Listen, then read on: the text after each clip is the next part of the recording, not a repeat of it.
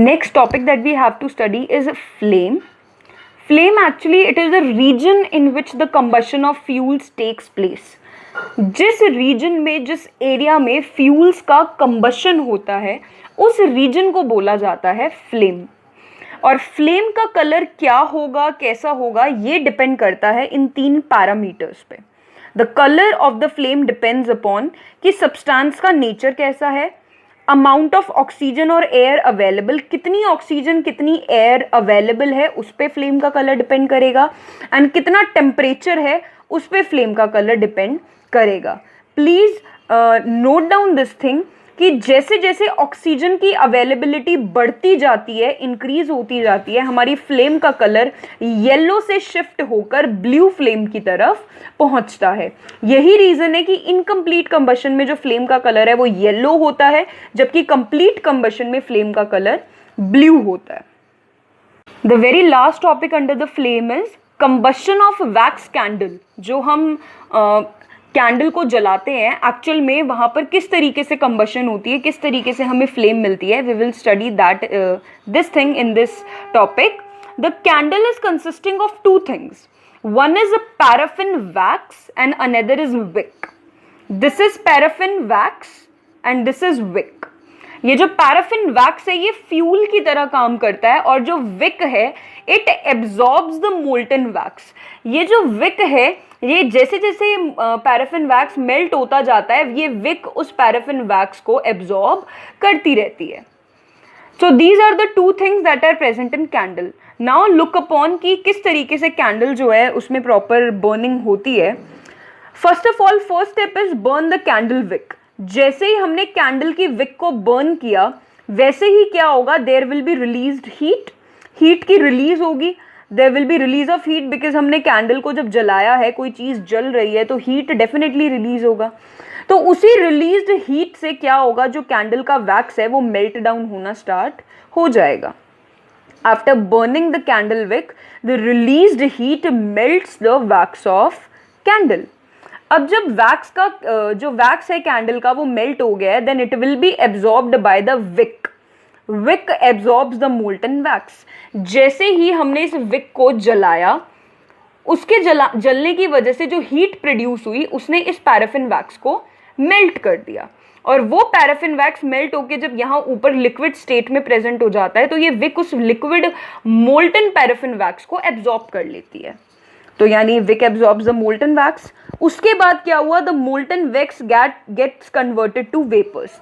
इस विक ने जो मोल्टन वैक्स को एब्जॉर्ब किया है, अब वो जो मोल्टन वैक्स है वो वेपर्स में कन्वर्ट हो जाएगा, क्योंकि इस विक से उसको कॉन्टिन्यूसली हीट मिल रही होगी बिकॉज इट इज बर्निंग. और जैसे ही ये मोल्टन वैक्स वेपर्स में कन्वर्ट हुआ, these vapours rise up and they starts burning in the flame. और जैसे ही इस विक के ऊपर जो मोल्टन वैक्स आया था वो वेपर्स में कन्वर्ट हुआ, और वो वेपर्स जैसे ही ऊपर राइज करेंगे तो वो फ्लेम में प्रॉपरली क्या करना शुरू कर देंगे, बर्न करना शुरू कर देंगे. So this is the complete flow chart that is giving you the idea that how the combustion of wax candle occurs. So with this we come to the end of flame. Now coming to the next topic, that is fuel. The next topic that we have to study is the structure of candle flame.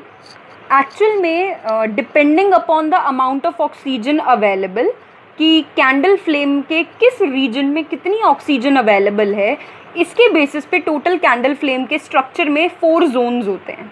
And उसके 4 Jones में से एक पहला zone है the outer zone, जिसको हम बोलते हैं non luminous zone. Non luminous zone का क्या मीनिंग है या आउटर जोन की क्या कैरेक्टरिस्टिक्स हैं. It is the hottest part of the flame. ये फ्लेम का सबसे हॉटेस्ट पार्ट होता है, और इस जोन में कंप्लीट कंबशन होती है due to the proper availability of oxygen. इस जोन में प्रॉपर अवेलेबिलिटी होती है ऑक्सीजन की, इसीलिए इस जोन में कंप्लीट कंबशन होती है, and it is the hottest part of the flame. The very next part is the middle zone. Middle zone को बोला जाता है येलो या ल्यूमिनस जोन्स, एंड ये जो जोन है it is moderately less hot zone compare to the outer zone. जो ये आउटर जोन था इसके कंपैरिजन में कम हॉट होता है ये मिडल जोन, एंड इस जोन में इनकम्प्लीट कंबशन होती है that takes place due to unavailability of proper oxygen. इस मिडिल जोन में कंप्लीट अवेलेबिलिटी नहीं होती प्रॉपर ऑक्सीजन की, इस वजह से इस जोन में इनकम्प्लीट कंबशन रहती है, जिसकी वजह से इसकी फ्लेम हमें येलो कलर की दिखाई देती है। एंड ऊपर वाले रीजन में we can see the blue flame because in that there is complete combustion, and in middle zone we can see the luminous flame that is yellow flame because of the unavailability of proper oxygen. And after that we are having the inner zone, उसके भी और like अंदर एक layer में, जो कि black या dark zone होता है, and it is the inner most and coolest part of the flame. ये सबसे कूलेस्ट पार्ट है, और इस जोन में कोई सप्लाई नहीं होती है ऑक्सीजन की, कोई भी सप्लाई ऑक्सीजन की नहीं होती, बिकॉज ये एयर से सबसे दूर होता है, बिल्कुल अंदर की तरफ होता है। इस रीजन में वैक्स जो है वो अनबर्नट रहता है, जिसकी वजह से जब यहाँ कंबशन होती ही नहीं है तो ये जोन कोई लाइट एमिट नहीं करता और बिल्कुल डार्क कलर में प्रेजेंट होता है। And the last is it is located at the blue zone which is located at the base of the wick, जो विक के बिल्कुल बेस पे प्रेजेंट होता है, और यहाँ पे जो हमें ब्लू कलर मिलता है वो कार्बन मोनोऑक्साइड की बर्निंग की वजह से मिलता है। So let's see the structure of the candle flame so that you can recognize all these zones over there. This is the structure of the candle flame. You can look at the various zones which are being shown over here. This is the outer zone, and after that this is the middle zone जहाँ पर आपको yellow colour का flame दिखाई दे रहा है क्योंकि वहाँ पर इनकम्प्लीट कंबशन होती है। उसके बाद we are having inner zone जो कि बिल्कुल डार्क है क्योंकि वहाँ पर एयर सप्लाई नहीं होती, and at the very base of the wick we are having the blue zone. This is the structure of candle flame. Okay, so this is the table that depicts the values of calorific value of some fuels. For example, petrol, अगर हम 1 ग्राम petrol को burn करेंगे तो वो हमें 50 kilo joules of energy देगा। अगर मैं मीथेन गैस को बर्न अप करूँगी तो वो मुझे 55 किलो जूल्स ऑफ एनर्जी देगा। LPG 55, wood 17 to 22 kilo joules, and hydrogen gas 150 kilo joules per gram. तो आप इस टेबल को देखकर बहुत इजीली कह सकते हैं कि हाइड्रोजन गैस जो है वो एक ऐसा फ्यूल है जो सबसे ज़्यादा अमाउंट में एनर्जी हमें देता है, बिकॉज जिस फ्यूल की कैलोरिफिक वैल्यू जितनी ज़्यादा हाई होगी वो उतना ज़्यादा अच्छा फ्यूल होगा, क्योंकि वो हमें ज़्यादा से ज़्यादा एनर्जी दे पा रहा है। After that, one very important thing that you need to study is the characteristic of good fuel. हम किस फ्यूल को एक गुड फ्यूल कह सकते हैं? उस फ्यूल के पास सबसे पहले लो इग्निशन टेम्परेचर होना चाहिए, यानी उसका इग्निशन टेम्परेचर लो हो ताकि हमें उसे बर्न करने में ज़्यादा परेशानी ना आए, क्योंकि हमने देखा है इग्निशन टेम्परेचर मीन्स वो मिनिमम टेम्परेचर जिस पर कोई फ्यूल बर्न करना स्टार्ट करे। तो ऐसा ना हो कि फ्यूल का जो इग्निशन टेम्परेचर है वो इतना ज़्यादा हाई हो जिसको बर्न हम करते रहें, जिसको हम हीट प्रोवाइड करते रहें, लेकिन उसकी बर्निंग स्टार्ट ना हो। लेकिन साथ में कोई फ्यूल ऐसा भी नहीं होना चाहिए कि उसका जो इग्निशन टेम्परेचर है वो इतना लो हो कि वो रूम टेम्परेचर पर ही बर्न करना शुरू कर दे। The very next topic, a very next characteristic it should have is high calorific value. That means its calorific value should be high. That means on burning it we should get very high amount of energy. It should be pollution free. Pollution cause ना करे वो, inexpensive हो, बहुत ज़्यादा costly ना हो। इसके अलावा safe to handle, store and transport. उसकी storage, handling and उसकी transportation काफ़ी safe हो, कोई risk ना हो उसमें।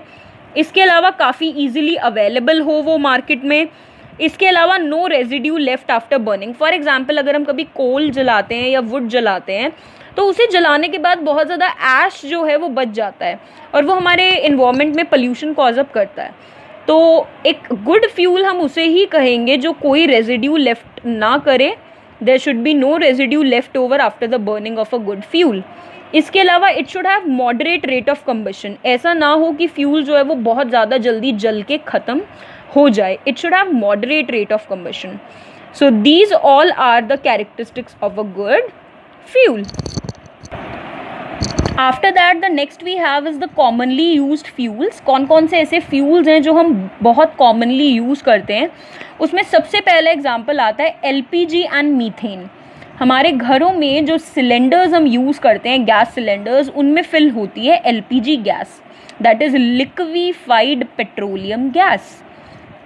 इन दोनों गैसेस को, मीथेन एंड एलपीजी, इनको हम as a domestic fuel use करते हैं एंड ये किसी भी तरीके का पोल्यूशन कॉज नहीं करते, क्योंकि ना इनमें कोई ऐश बनती है, ना इनमें कोई रेजिड्यू बचता है जलने के बाद. So these are very good domestic fuels. इसके अलावा डीजल और पेट्रोल हम बहुत ज़्यादा वाइडली यूज़ करते हैं ऑटोमोबाइल्स में. डीजल एंड पेट्रोल को बहुत सारे व्हीकल्स रन करने के लिए यूज़ किया जाता है, क्योंकि इनकी जो अवेलेबिलिटी है, लेकिन सबसे इम्पॉर्टेंट प्रॉब्लम जो इनके साथ है वो इनकी अवेलेबिलिटी, कि धीरे धीरे इनकी अवेलेबिलिटी कम होती जा रही है. ये बहुत ज़्यादा बल्क अमाउंट में प्रेजेंट हमारे पास नहीं है. इसके अलावा ये एटमॉस्फेरिक पोल्यूशन भी कॉज करते हैं. उसके अलावा जो एक और फ्यूल है, जो हाइड्रोजन, हमने अभी पीछे टेबल में पढ़ा, हाइड्रोजन गैस एक ऐसा फ्यूल है जिसका कैलोरिफिक वैल्यू बहुत ज़्यादा हाई था, लेकिन फिर भी हम इसको बेस्ट फ्यूल की तरह कंसिडर नहीं करते हैं. उसका रीज़न है कि ये इतना ज़्यादा इन्फ्लेमेबल होता है कि इसको हैंडल करने में बहुत ज़्यादा रिस्क है. तो इसीलिए we can not use it in on our daily basis. But yes, hydrogen is used as a rocket fuel. So these are the commonly used fuels that we use in our daily life. We have to study is fossil fuels.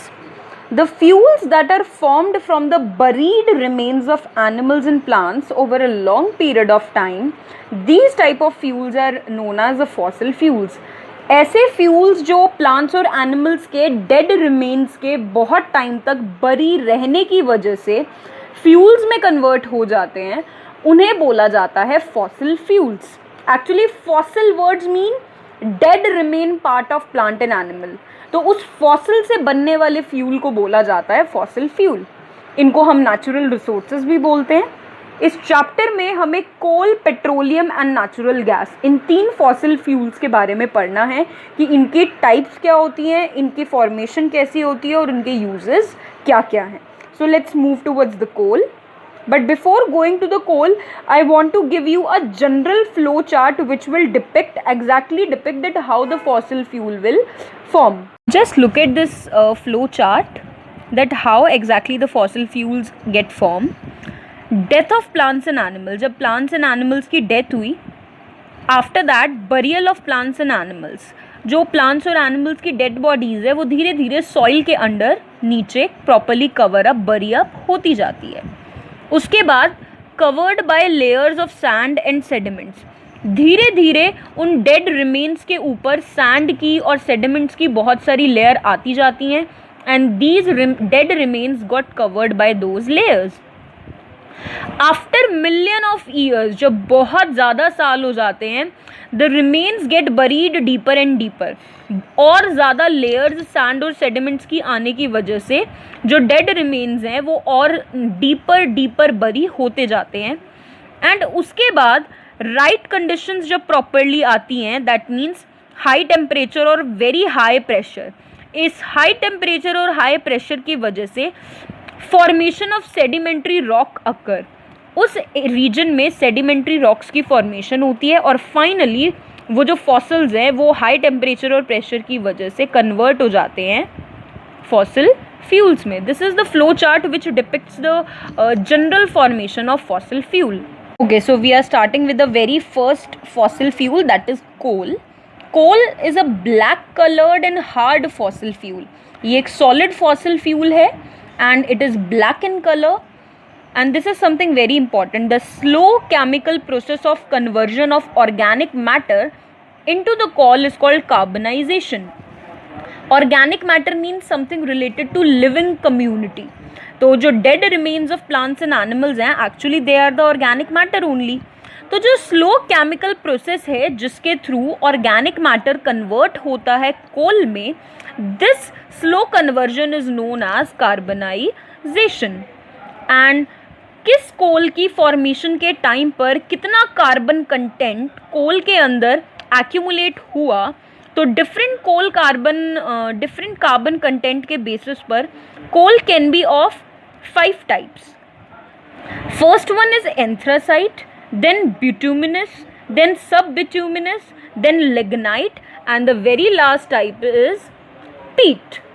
So let's start off with them one by one.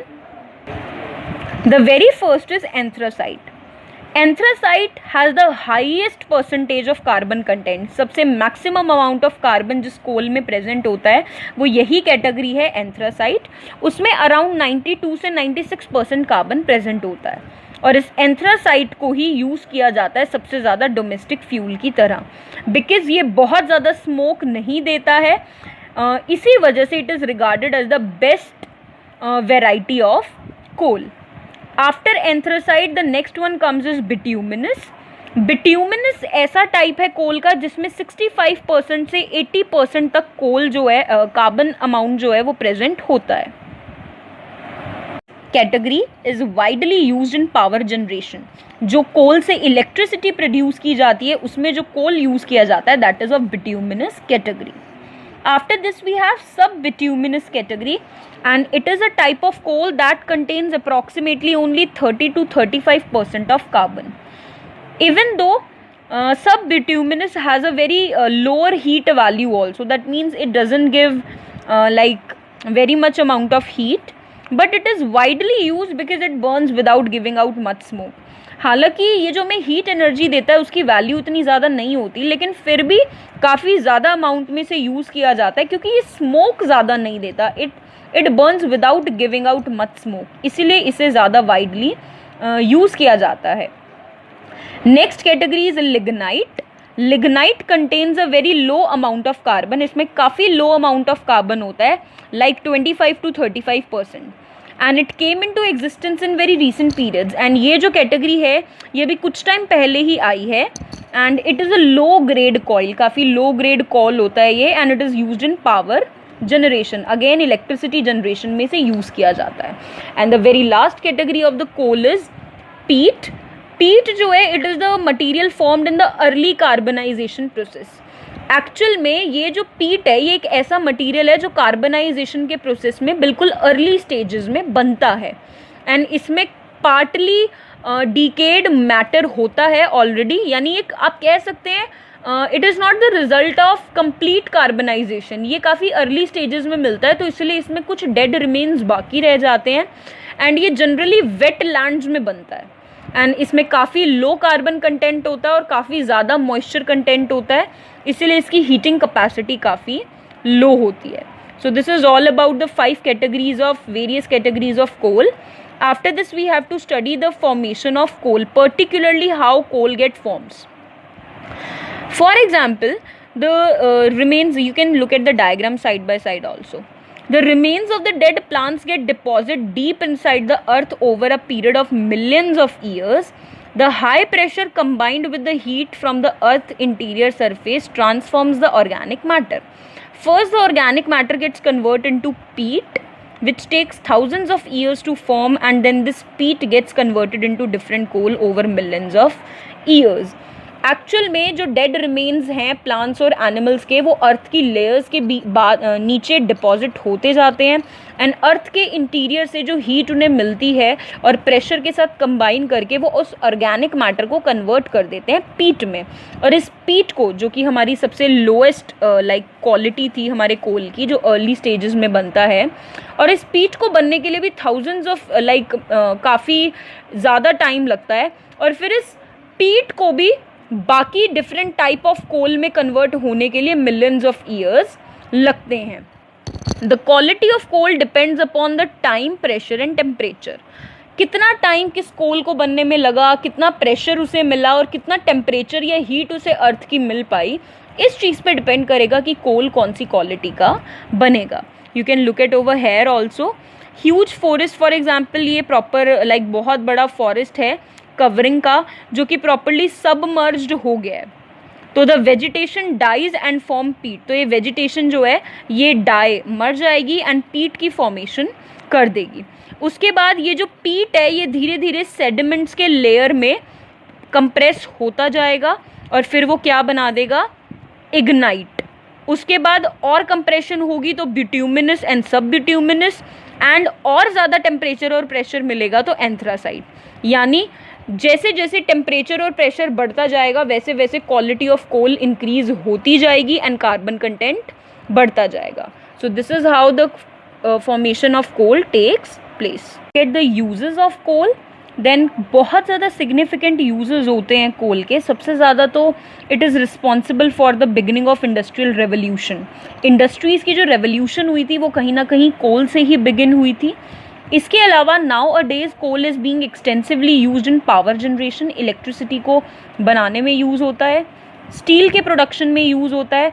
Extraction of ores, यानी जब natural resources से हम metals को निकालते हैं तो वहाँ पर भी कोल यूज़ होता है. एंड मैन्युफैक्चरिंग ऑफ सीमेंट, इन सारी चीज़ों में कोल जो है वो यूज़ होता है. अगर मैं 5 लार्जेस्ट कोल यूज़र्स की बात करूं पूरे वर्ल्ड में, ऐसी कंट्रीज़ जो कोल को सबसे ज़्यादा यूज़ करती हैं, they are China, USA, India, Russia and Japan. You can look at this pie chart also. This blue region is of China जो सबसे ज़्यादा यूज़ करता है, then USA, then India, then Russia and remaining other countries. And after this actual में coal एक ऐसा fossil fuel है जिससे हमें और भी प्रोडक्ट्स मिलते हैं. एंड कोल से हमें टोटल 3 प्रोडक्ट्स मिलते हैं.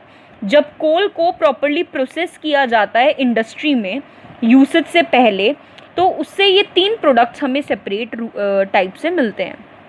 That means separated products from the coal are, number 1 is coke, then coal tar, then coal gas.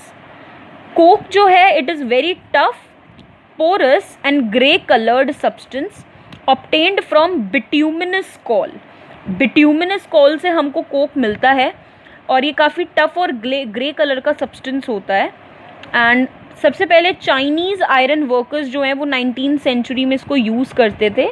And it is a high temperature fuel and was later used as a major source of energy. It is used in extraction of metals and manufacturing of steel. तो Coke जो है वो tough, porous और grey coloured substance है जो हमें bituminous कोल से मिलता है. And now a days it is used in extraction of metals and manufacturing of steel, और ये काफ़ी हाई टेम्परेचर फ्यूल है. नेक्स्ट इज कोल टार. कोल टार जो है इट इज़ अ ब्लैक और brown coloured liquid with a very unpleasant smell. ये एक ऐसा ब्लैक या ब्राउन कलर का लिक्विड होता है जिसकी बहुत ज़्यादा अनप्लेजेंट स्मेल है. And it is obtained as a by product when coal is used to make coke. जब हम कोल से कोक को प्रोड्यूस करते हैं तो हमें एक बाई प्रोडक्ट मिलता है कोल टार. और इस कोल टार को एक्सप्लोजिव बनाने में, परफ्यूम बनाने में, ड्रग्स बनाने में, सिंथेटिक डाई बनाने में या फिर रूफिंग मटेरियल्स बनाने में, इन सारी चीज़ों के लिए कोल टार को यूज़ किया जाता है. उसके बाद the next product is coal gas. Coal gas it is also a by product form during the processing of coal to get coke. जब हम कोल से कोक बनाते हैं तो जो हमें हमें दो बाई प्रोडक्ट्स मिलते हैं. उनमें से एक है कोल टार एंड एक है कोल गैस. एंड ये जो कोल गैस है ये काफ़ी वाइडली यूज़ किया जाता है. Fuel as a fuel use किया जाता था ये स्टोव्स में और फायर प्लेसेस में during 18th and 19th century. लेकिन nowadays coal gas has been completely replaced by electricity. But nowadays हम कोल गैस को डोमेस्टिक फ्यूल्स की तरह यूज़ नहीं करते स्टोव्स में, क्योंकि अब इलेक्ट्रिसिटी ने उसको प्रॉपरली रिप्लेस कर दिया है. So this was all about coal, that what are the various categories of coal and then how the coal get formed, what are the uses of coal and what are the various products जो हमें coal से मिलते हैं. Okay, now if we talk about the next fossil fuel, that is petroleum, then petroleum is a crude oil which is obtained through the underground deposits. Properly बड़ी बड़ी sedimentary rocks के under crude oil की form में deposit की तरह हमें मिलता है petroleum. Petroleum and natural gas are formed over millions of years ago from the remains of organisms that lived in sea during that time. As these organisms die, their bodies settle at the bottom of the seabed and get covered with the layers of sand and clay. Under high temperature, pressure and the absence of air for over millions of years, these remains get transformed into petroleum and natural gas. जो हमारे water bodies हैं उनमें जितना भी flora और फोना exist करता है, जब वो डेड हो जाते हैं, when they die, then they get submerged under the layer of sand and with the passage of time they get submerged below the numerous layers of sand and clay, and after many, like billions of years ago, this layer of sand and clay, it results into very high temperature and very high pressure, due to which the dead remains of plants and animals get converted into petroleum and natural gas. So again, the simple strategy that petroleum and natural gas are also get formed by the burying of dead remains of plants and animals under the layers of sand for billions and billions of years. Now the next topic comes that how petroleum can be refined. Actual में petroleum जो है that is a crude oil, जिसको हम layman language में कच्चा तेल बोलते हैं. तो petroleum is a mixture of solid, liquid and gaseous hydrocarbons. The process of separating these various constituents into useful substances is called refining. It is done in a petroleum refinery. Actual में ये जो petroleum crude oil हमें मिलता है सी bed में से, ये mixture होता है सॉलिड, लिक्विड और गैसियस हाइड्रोकार्बन्स का. The process in which we separate all its constituents, this process is known as refining. The process of separating these various constituents into useful substances is called refining, and it is done in a petroleum refinery. इसमें क्या किया जाता है? For example, you can see that this is a fractionating column. This is fractionating tower or column. इसके अंदर crude oil को add किया जाता है, उसे बहुत ज़्यादा हाई टेम्परेचर पर हीट किया जाता है. उसके वेपर्स जो हैं वो इस टैंक में जाते हैं, जिसको हम फ्रैक्शनेटिंग कॉलम कहते हैं. एंड यहाँ पर अलग अलग ट्रेज रखी होती हैं हॉरिजॉन्टल, एंड इसकी हर एक ट्रे में प्रॉपर वेपर से हमें एक नया कॉन्स्टिट्यूएंट अलग मिल जाता है. ये जो यहाँ पर सभी नेम्स लिखे हैं, these are the various by products that we get from the refining of petroleum. And actually, the vapors that are formed inside the fractionating column, they cool and condense at various height and get collected in different trays. The various components with different boiling points are referred to as fractions. Actual में petroleum के अंदर जितने भी products हमें मिलते हैं, for example lubricating oil, fuel oil, diesel, kerosene, इन सब के बॉइलिंग पॉइंट्स अलग अलग होते हैं. इसीलिए इनके जो वेपर्स हैं वो अलग अलग फ्रैक्शनेटिंग ट्रेज में जाकर सेटल डाउन हो जाते हैं. इनके वेपर्स कूल हो जाते हैं वहाँ जाके, and we get the separated constituents. And the various components with different boiling points are referred to as fractions, and therefore the refining process is also known as a fractional distillation, because in this we are separating different fractions using this fractionating column. And very important thing, हम petroleum को black gold भी कहते हैं, because many useful substances are obtained from the petroleum.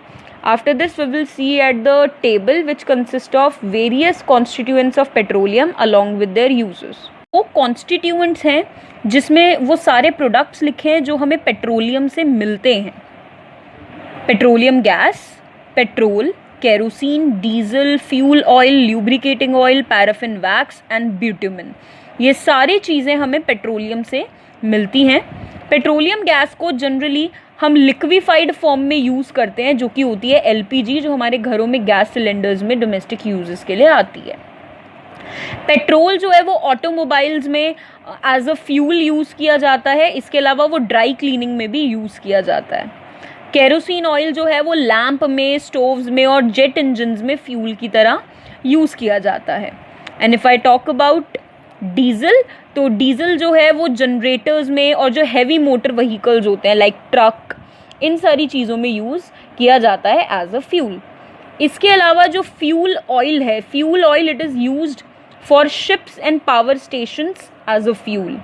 Lubricating oil जो है वो machinery की lubrication के लिए यूज़ किया जाता है. ल्यूब्रिकेशन का मतलब है जो हम ग्रीस जैसे सब्सटेंसेस लगाते हैं मशीनरी के अलग अलग पार्ट्स में, ताकि वो एक दूसरे के ऊपर प्रॉपर्ली स्लिप कर सकें. पैराफिन वैक्स, ये बहुत सारे ऑइंटमेंट्स बनाने में, वैजलीन, कैंडल्स, इन सारी चीज़ों को बनाने के लिए पैराफिन वैक्स यूज़ होता है. After this we have bitumen. Bitumen जो है ये पेंट बनाने में एंड रोड्स को बनाने में प्रॉपर्ली यूज़ किया जाता है. So this is all about petroleum and its various products and their uses. Next, last fossil fuel that we have to cover is natural gas. Actual में natural gas, the large deposits of the natural gas are available along with the petroleum in reservoir under the ground. जहाँ पर petroleum के बहुत ज़्यादा large reserves होंगे वहीं पर natural gas के भी डिपॉजिट्स प्रॉपर्ली मिलेंगे. जो नेचुरल गैस का मेन कॉन्स्टिट्यूएंट है वो है मीथेन. यानी नेचुरल गैस में जो मेजर चीज़ प्रेजेंट होती है that is methane only. And natural gases बहुत तरीक़ों से हमारे लिए यूज़फुल है. उसमें सबसे पहला है it is easy for transportation for various uses through pipes. हम नेचुरल गैस को अलग अलग एरियाज़ में बहुत ईजीली ट्रांसपोर्ट कर सकते हैं पाइप्स के थ्रू. इसके अलावा जो CNG है, compressed natural gas, it is used as a fuel in automobile. It is used in generation of electricity also.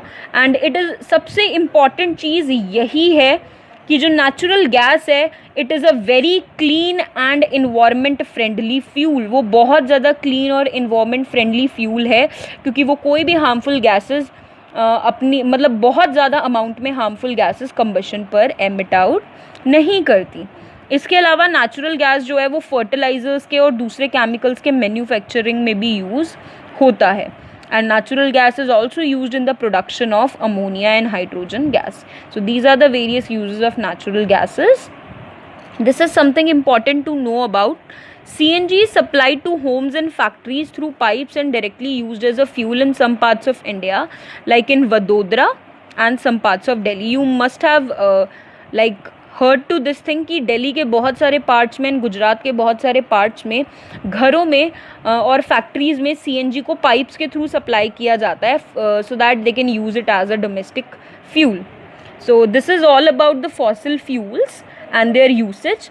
But there are something very important problems that are related to the fossil fuels. Let's look at that. Limitations of the fossil fuels. Then the very main limitations of the fossil fuels are their limited availability and the air pollution caused by their use. Fossil fuels सबसे पहले बहुत ज़्यादा limited quantity में available हैं. इसके अलावा fossil fuels के use की वजह से बहुत ज़्यादा air pollution cause होता है. Limited supply, if we explain it, fossil fuels need millions of years to form and we do not manage them properly. All these naturally resources will be exhausted soon. Fossil fuels को बनने में millions of years लगते हैं, लेकिन जिस rate से हम उन्हें एक्सप्लॉइट करते जा रहे हैं, उन्हें यूज़ करते जा रहे हैं, तो हम बहुत देर तक, बहुत लंबे टाइम तक नेचुरल रिसोर्सेज को प्रॉपरली यूटिलाइज या प्रॉपरली मैनेज नहीं कर पाएंगे. There will be acute shortage of fossil fuels at some point of time, and they cause air pollution because they release very dangerous pollutants into the atmosphere. Some of the common air pollutants and their harmful effects are given in this table. For example, the very first pollutant is carbon monoxide. बहुत सारे fossil fuels को जलाने से हमें carbon monoxide gas मिलती है, और carbon monoxide gas जो है एक्चुअल में वो incomplete combustion of fossil fuels की वजह से प्रोड्यूस होती है. जब प्रॉपर ऑक्सीजन की सप्लाई फॉसिल फ्यूल्स को नहीं मिलती तब कार्बन मोनोक्साइड गैस बनती है. और इसका एडवर्स इफेक्ट क्या होता है? It is a harmful pollutant and it causes dizziness, headache and may lead two comma and even death also. Next harmful pollutant is carbon dioxide, and it is mostly produced in combustion of every fossil fuel. And हम already pollution of air and water chapter में पढ़ चुके हैं कि it is the main gas that is responsible for the greenhouse effect and it causes global warming. उसके अलावा fossil fuels के combustion से हमें suspended particulate matter भी मिलता है. And burning of fuel that contain carbon compound releases fine carbon particles of unburned carbon atoms. जब हम फॉसिल फ्यूल्स की बर्निंग करते हैं तो बहुत बार जो ऐसे फॉसिल फ्यूल्स होते हैं जिनमें बहुत ज़्यादा कार्बन कंटेंट होता है, वो कुछ फाइन पार्टिकल्स एटमॉस्फेयर में रिलीज़ कर देते हैं जिसमें अनबर्न्ड कार्बन पार्टिकल्स प्रेजेंट होते हैं. SPM जो है वो बहुत ज़्यादा डेंजरस पोल्यूटेंट है because it can lead to various respiratory problems. इसी तरीके से सूट पार्टिकल्स भी प्रोड्यूस होते हैं, सल्फर डाइऑक्साइड और नाइट्रोजन के दूसरे ऑक्साइड्स भी होते हैं. They lead to many other problems which can be very much dangerous for human beings. After this, the question arises that how can we conserve fossil fuel? This is the very last topic of our chapter. What methods what strategy we can adopt to conserve the fossil fuels? Number one, usage of alternative sources of energy like solar energy and wind energy should be started. हमें fossil fuels के कुछ alternative sources के ऊपर काम ज़्यादा करना चाहिए. For example, जहाँ हम सोलर एनर्जी और विंड एनर्जी जैसे एनर्जी सोर्सेज को यूज़ कर सकते हैं, हमें वहाँ करना चाहिए ताकि हम फॉसिल फ्यूल्स को सेव कर सकें. सेकेंड पॉइंट, हमें जुडिशली यूज़ करना चाहिए एग्जिस्टिंग रिसोर्सेज को, यानी समझदारी के साथ हमें उन्हें यूज़ करना चाहिए. बिकॉज अगर हम ब्लाइंडली फॉसिल फ्यूल्स को यूज़ करेंगे तो very soon they will gonna extent. Third, avoid plastics made from the petroleum by products. Petroleum by products की हेल्प से जो प्लास्टिक बनते हैं हमें उन्हें अवॉइड करना चाहिए. हमें पब्लिक ट्रांसपोर्ट्स यूज़ करनी चाहिए ज़्यादा से ज़्यादा. हमें नेचुरल फाइबर्स यूज़ करने चाहिए like cotton instead of nylon. इसके अलावा हमें फ्यूल एफिशिएंट व्हीकल्स को यूज़ करना चाहिए जो मिनिमम अमाउंट ऑफ फ्यूल में ज़्यादा एवरेज प्रॉपरली पे रन कर सकें. उसके अलावा हमें बायोगैस यूज़ करनी चाहिए, गार्बेज से बनी हुई, कैटल डंग और वेस्ट मटेरियल से बनी हुई. यानी simple, the main principle for conserving the fossil fuel is to just look after the alternative fuel sources so that we can preserve fossil fuels for some more time. So this was the last topic of the chapter. With this we come to the end of chapter number 8 in our video series for class 8. Please watch this video again and again so that you can grab the concept very properly.